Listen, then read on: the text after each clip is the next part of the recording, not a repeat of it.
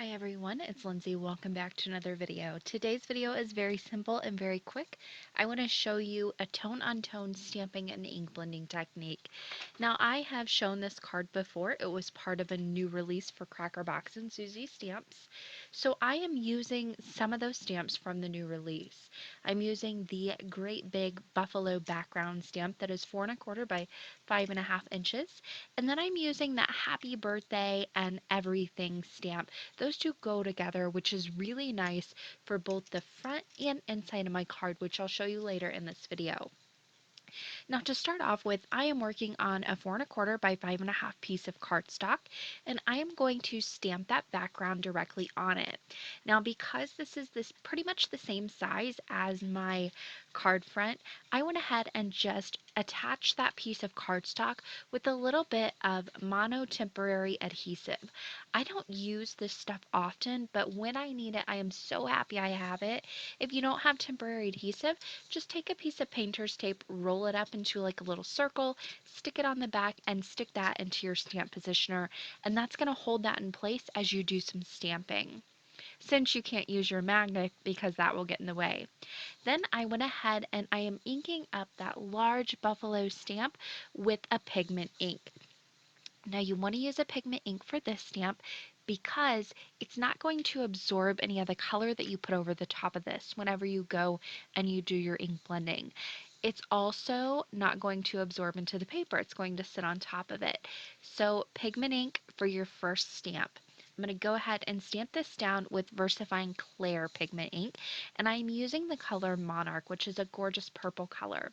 I'm going to double stamp this, so I went ahead and inked it up once and stamped it down. I really don't need to, but I want a really nice dark rich color. Plus I think I had a few pieces of lint stuck on my stamp, so I went ahead and cleaned it off really well, and then I'll stamp it one more time.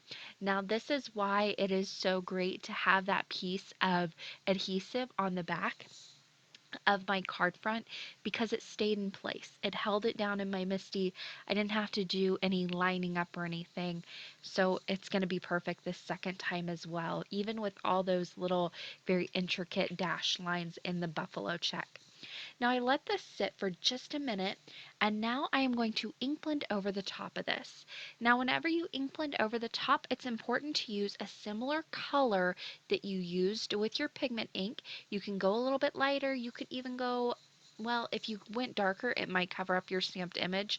So I would go a little few shades lighter if you wanted to do anything different. But you do want to use a dye ink for this part. I am using Pixie Dust from Catherine Pooler. Now you also want to use an ink blending tool to blend over the top of this. I am using my Amazon blending brushes because they are nice and soft. They aren't really going to disturb the ink underneath it. So if you're using something like a sponge dauber, your jumbo sponge dauber, and you're putting a lot of pressure with that, that might move your pigment ink around a little bit. So I would suggest using a brush at this point. But if you do want to use your jumbo ink daubers or something along those lines, just be sure you're being really careful and not pushing too awfully hard on that pigment ink. Remember, pigment ink stays wet for a while, which is also why I'm using that piece of cardstock so I don't smear it with my fingers too. So once I am done, I'm going to set that aside and let that dry. That's the technique. It's super simple. Once it all dries down, it kind of blends together just the ever so slightly, but you have this tone on tone background where your stamped image is a little bit darker, your ink blended background is a little bit lighter. I love the tone on tone look of this. To complete that, I went ahead and used that same VersaFine Clair and Monarch to stamp my happy birthday sentiment onto a flag banner that I popped up with foam tape right on the front of the card. Now, I decided to go ahead and stamp on the inside as well, since this is a very simple card. Plus, I have that great everything sentiment to use on the inside. It just fills up the inside of the card perfectly, and I'm also going to go ahead and use that same buffalo background to stamp just on the edge of the inside of the card base. Again, using that same Monarch pigment ink, I just inked up the stamp while it was laying down on my desk. Then I flipped over that card base right on top of the stamped image.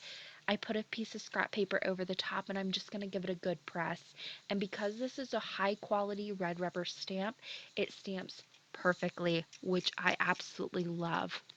So this is a very monochrome card, as you can see. Now back to the front of the card, because I did finish off the inside before I finished off the front, just because if I'm going to mess up the inside, I don't want to have to try and peel off the front of the card as well. So I like to go ahead and finish that off and then glue everything to the front of it.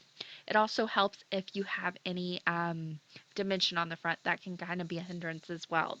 So I glued down that background and then I popped up that flag banner with a little bit of foam adhesive. And there you have it, a very monochrome happy birthday card with both the outside and the inside finished off. I hope you guys enjoyed this little short technique video. If you have any questions, you can leave them down below in the comments.